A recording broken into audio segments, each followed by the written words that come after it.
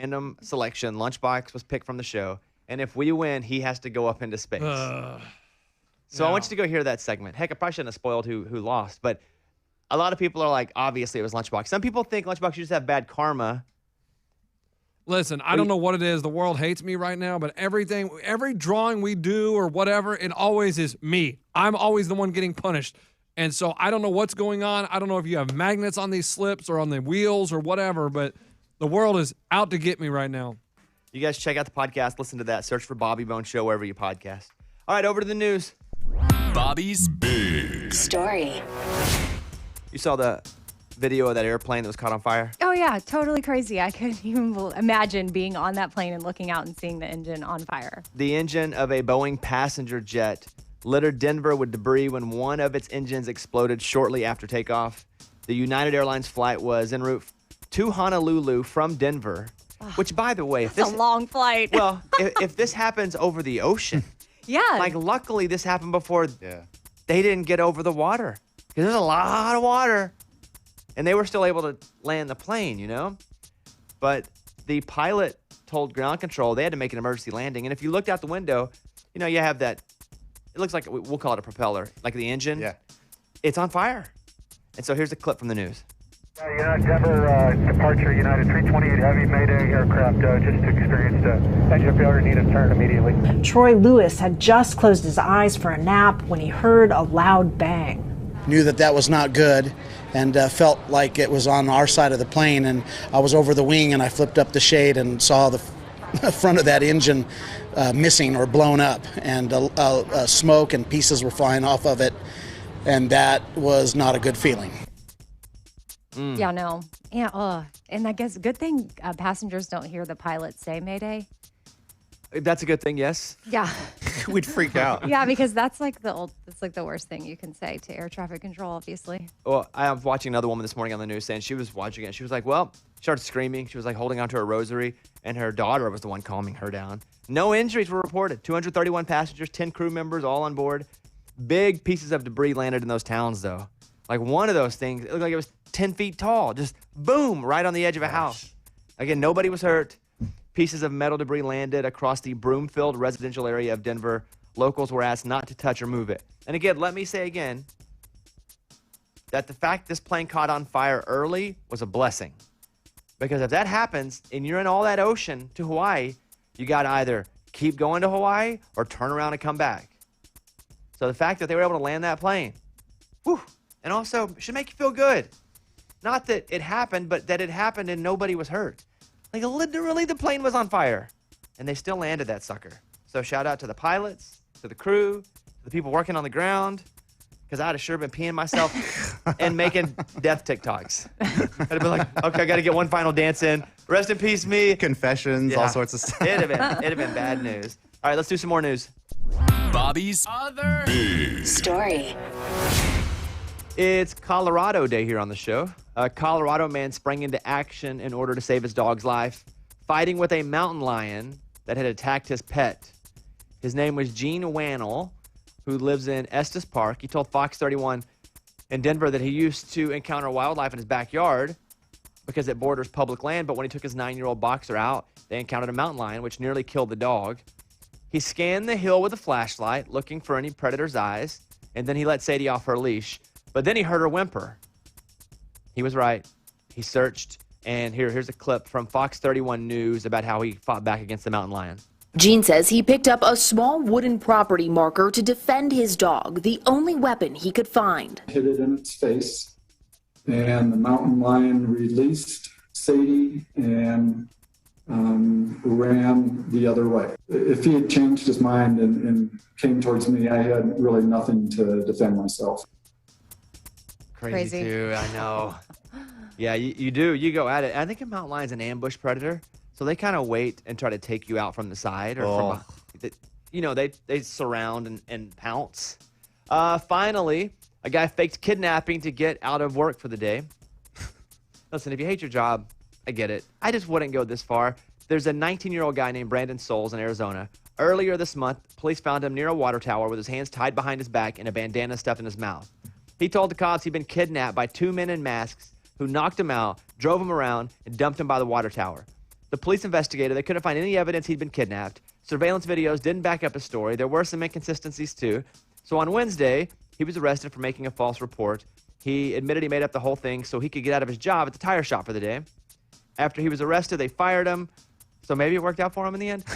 But here's the thing. There's a much easier way to get out of work for the day. It's go, hey, I can't smell anything today. Oh, that easy. I probably shouldn't come in. Yeah. You don't have to act like you got beat up and then fake a whole picture. Yeah, how did he tie his hands? Hey, he did I have more so many work. questions. He did more work here than if he'd have been in work that day. But today, all you have to do is go, hey, I think I have a cold coming on.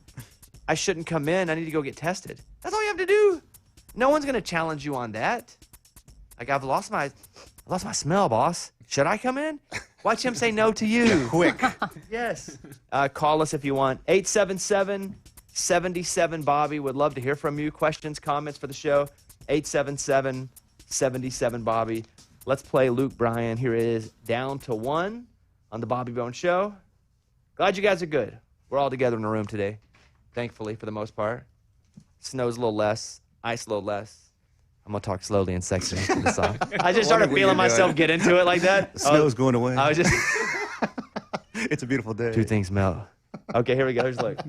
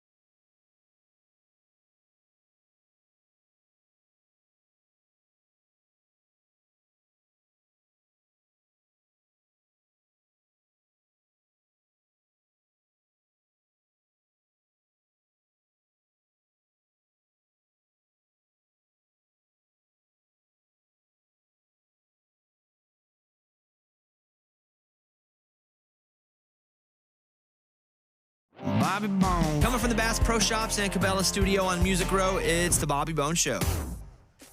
Raymundo came to me early this morning and he said, hey, I want to reveal something on the show. I said, what is it? Because most of the time it's just about him. And he goes, I know of a new country music relationship. And I said, yeah? Are you sure? He's like, yeah, I'm pretty sure. And it's two people that everybody knows, but I don't know. Ray, what do you think about this? Do you think you should reveal it? Yeah, I can if you guys are comfortable with me doing it. I do know the names, and I can release those if you want as a country music secret. It's totally up to you guys. How do you know this information? Friend of a friend of a friend. Oh, see, that's my problem. It's linked 3 ways. I'll tell you what. We're going to take a really quick break here. I'm going to let Amy know who it is, and you be the indicator of if you think we can talk about it or not. Okay, that's pressure, but okay. So we'll do that, and then I've got 3 segments, all have to do with money. One of them, this dog sold for, it's a Guinness record, but how much this dog sold for, and I can't believe someone would pay this much money for a dog. We'll do that. Both those coming up next.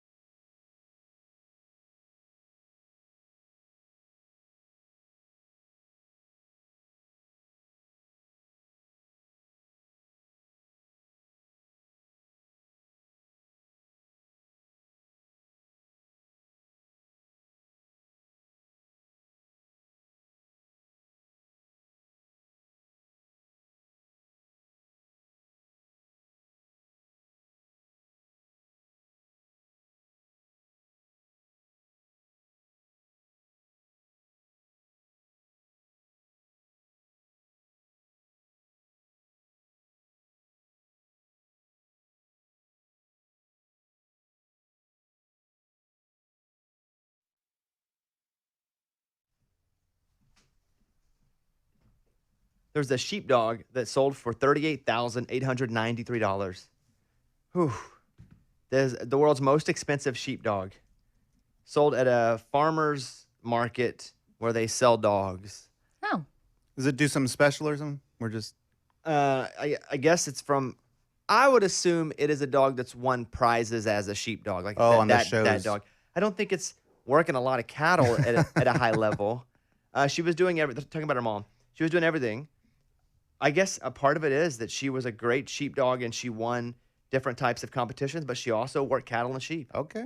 But I had a sheepdog when I was a kid. $39,000? I don't think mine was that much. I think we got it for free. It was a hot mess. You had a sheepdog? Yeah, and it had one blue eye, one brown eye. It was really cute. It was an Australian Shepherd. That's a sheepdog, right? I think there's a difference. Oh, really? Yeah. I mean, I think just a slight difference, but yeah. Okay. Mine didn't work any sheep. Let's do a Virginia woman's mistake led to $2 million in the Powerball jackpot. A Virginia woman who made a mistake buying her lottery tickets accidentally ended up with 50 tickets for a single Powerball drawing and won $2 million.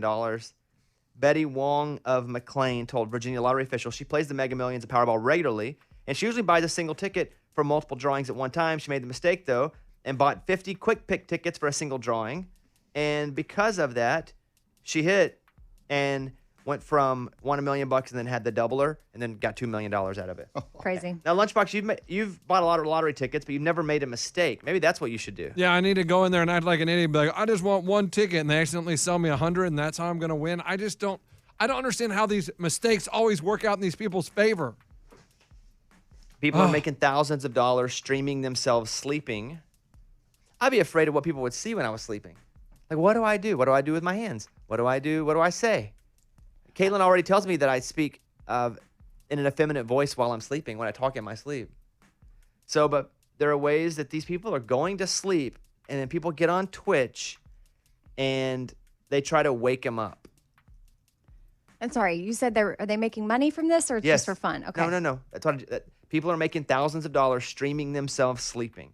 This one guy who's 26 made $16,000 in just one night. What? He set up text-to-speech recognition for his live stream, meaning that music played with every donation and the messages were read really loud. So when you made a donation, you got to try to wake him up. And so a lot of people got Alexa to play loud music, imitate dog barking, make his alarm go off, but nobody woke him up. He has more than 40,000 subscribers on Twitter and Instagram, 1 million subscribers on YouTube, made $16,000 in one night because people were donating, trying to wake him up.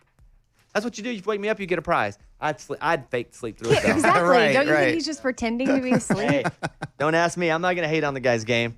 He made $16,000 in a night sleeping. Gosh. That is insane. I do have this couple here. I was thinking about it. Maybe it's not our job to out them. I don't think so. Well, who is it, though? We Listen, don't know who it is. There's a couple in country music. One of them is for sure in country music. The other one's dabbled. But famous still? Yes. Yes. Okay. For sure. I know that Bobby and I for sure have met all of them. Eddie, you too. Everybody's met all of them, I think. Oh, there's only Both two of them. But both of them. There's more than two? That's right. Yeah. Everyone listed, the two people. So, Raymundo, how'd you hear about this couple? Yeah, so my friend was just at a house and saw this couple there, and they were definitely coupled up. Yeah. So immature. I just feel like this is not our place. There's a lot that could happen with this statement. Yeah. Here's the thing. One of them, I feel okay if we did it. And then the other one, I would feel bad. Well, what if we just said one? And then we just guessed the other person. That's a great one, Eddie. That's a great move. I like that. Okay. I can do that. All right. Meet in the middle. Okay, the guy is Michael Ray. That could be. Listen, that could be anybody. Like literally anybody. He used to be married to Carly Pierce, right? But Raymundo's friend saw him with another woman who's famous as a country music artist. You want to take a stab at it? Yeah, well, you said she dabbled, though, right? Like, she dabbled in country music? You know what? I've said That's too the much. one where I was like, I've said too much. I've said too much. What? Write down who you think it is. Yeah, okay. Take a guess. Oh, you Sure, can here. There you go. just telepathically tell me, Eddie. Just write one letter. Does he have it? No. No? No. So you can say that. It's not who it is. Lucy Hale. That's not who it is. No? Okay.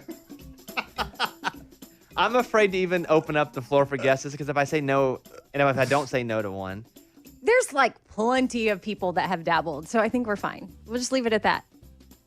Lunchbox, I'm not going to say yes or no regardless of who you say. Man, this is so hard. But Amy said we've met them. So, Amy, have they been in the studio? Don't know. Just know that you've for sure met her. Well, depends which studio. What? No, don't do that. Oh, okay. Don't do that. Don't do that. Okay. So anyway, Ray, when this comes out. Oh, no, I can't be. She's married. Ray, when this comes out, you'll be the guy that knew it first. Yeah, it just kills me because I haven't seen it. M2 hasn't done it in her Skinny, Daily Mail, TMZ. It's nowhere, and I'm the one that beat everybody to it, and it's probably going to get it leaked and not by us, and I just wanted the credit. Oh, is it Rachel from Gloriana? She's married.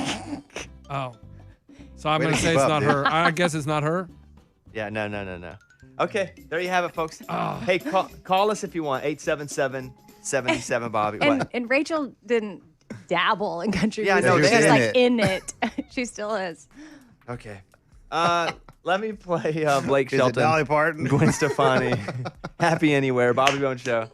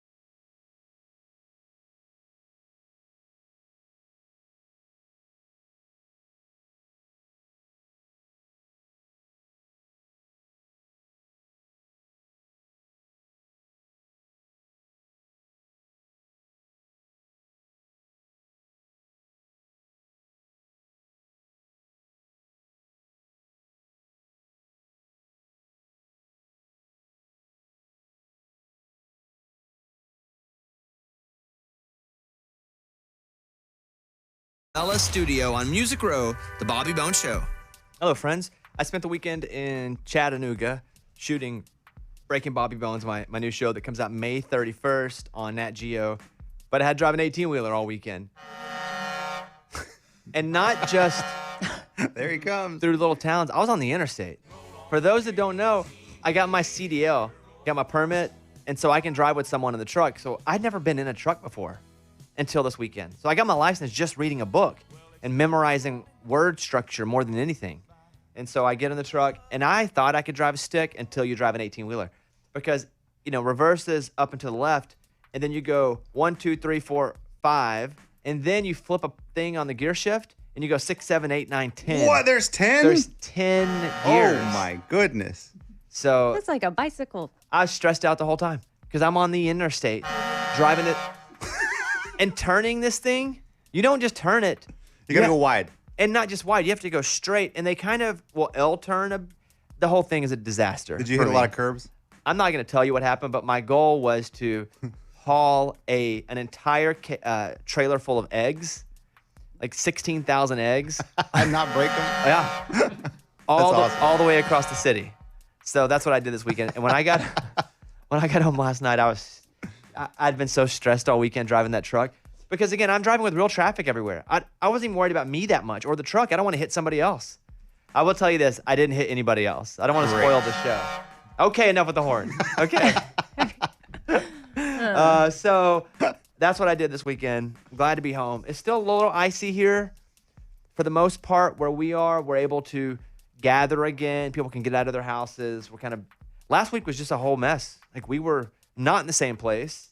We didn't see each other. We were snowed in, except for going to the grocery store once. We didn't leave. So glad that we have some normalcy here. You know, really rooting for all of our friends and neighbors down in Texas that have been going through it. You know, this show came from Austin before we moved here, so all that happening was extremely close to us. So I just hope everybody's digging out of the storm, both literally and figuratively.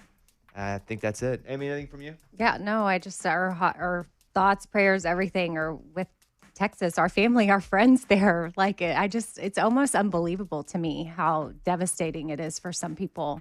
It did make me want to go to Cancun, though, if I'm being honest. But no, I'm serious. Yeah. So perfect time. Okay, you guys hit us up, 877-77-BOBBY. We'd love to take your calls. Guy's driving down the street. Cop pulls him over because he had an expired inspection sticker. But what they found in his car, why in the world would you have an expired anything if this is in your car? What do you think it is? Well, now I'm thinking the body, from the last U-Haul story you gave us. You think it's a dead body? Another body. Let's go for it. What do you think it is? H. Oh, heroin. Oh, the H. Heroin. Lunchbox, what do you think it is? What did they find in his car? Counterfeit money. Okay.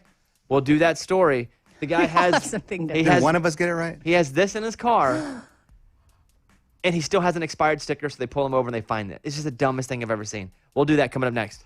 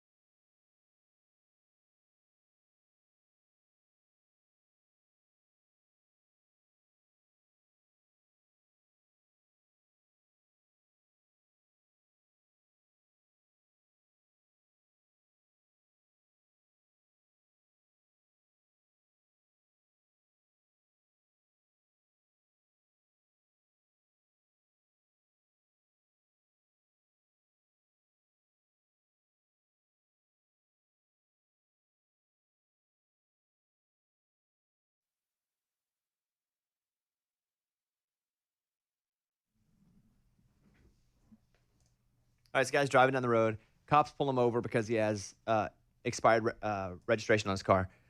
And so you would think if you were doing something illegal or hiding something, you wouldn't have a light that was out.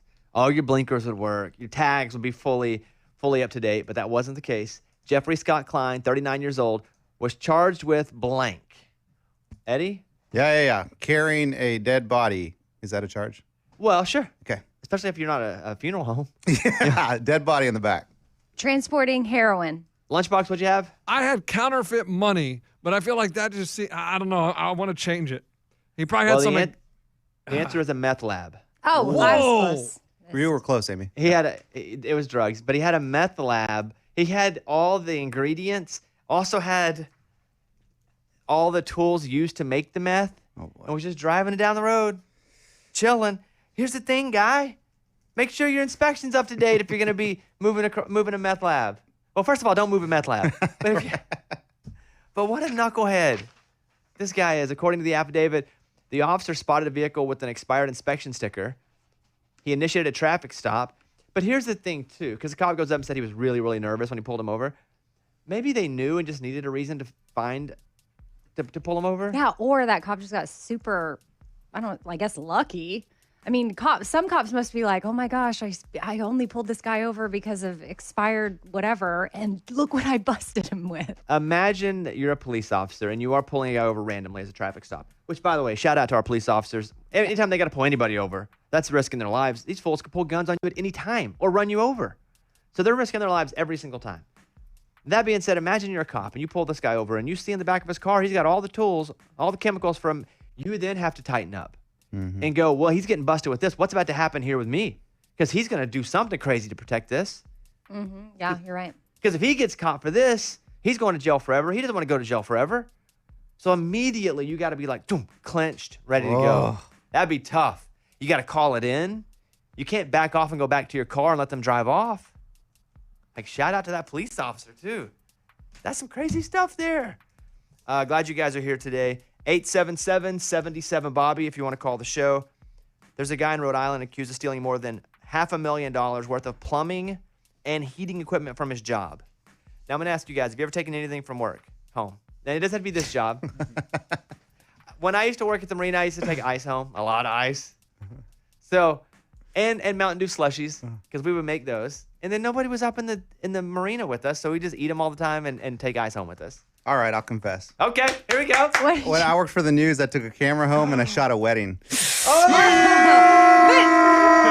you took it That's back. bad. That's really bad. Well, of course, Yeah, I didn't still. steal the camera. I made money off a wedding. Yeah, but that was just borrowing. Yeah, that's pretty bad, though. That's Pretty funny. bad.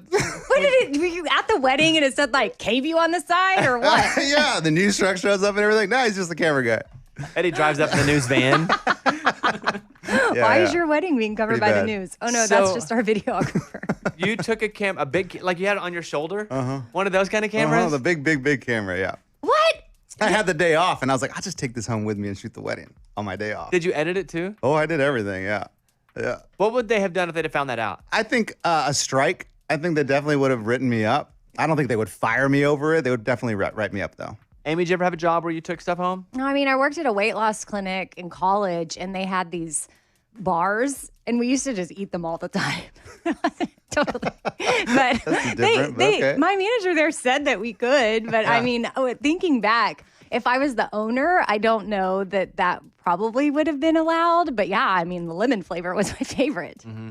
Once, when I was working at Hobby Lobby and I worked my way up to being the checker. Oh, I haven't told the story.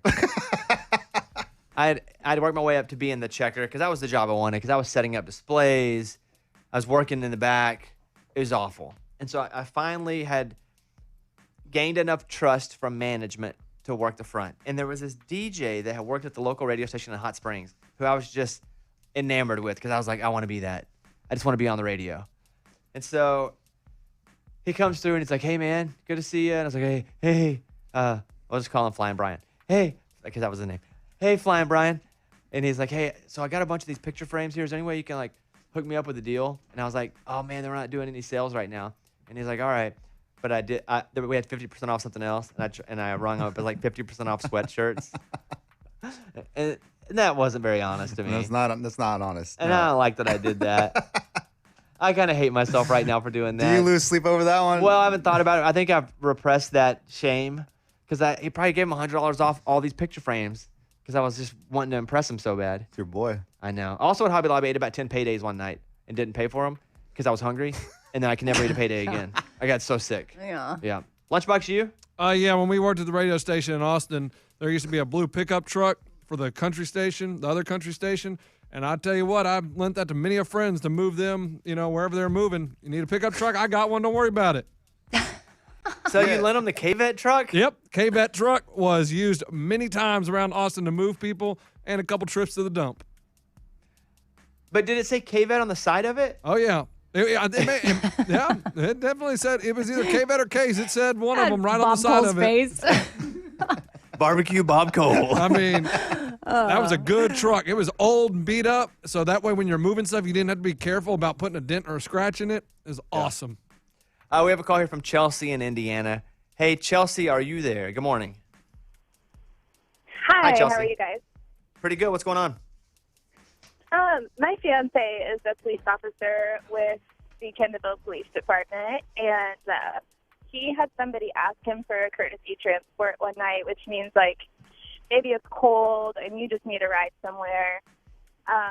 And so they told him, they said, we can give you a ride, but we have to do a pat down and search you to make sure you're safe to go in my squad car. He said, sure, go ahead. His pockets were full of cocaine. Oh. Why would he say sure okay then? Yeah. Surely he'll pat me down everywhere from my front pockets. What in the world did your husband? He was made aware multiple times, do I have consent to search you? And he said, sure thing, go ahead. And he might have had some other kinds of drugs, but I know for sure cocaine. But, I mean, it's kind of laughable. Can I get in your squad car? Sure thing. Can I put some cuffs on you? Sure thing. Hey, Chelsea, thank you for sharing that story. I hope you have a good day. Yeah, you too. All right, bye-bye. Beers and Sunshine, Darius Rucker, your new #1 song this week in country music. So congratulations to Darius. It is the Bobby Bone Show.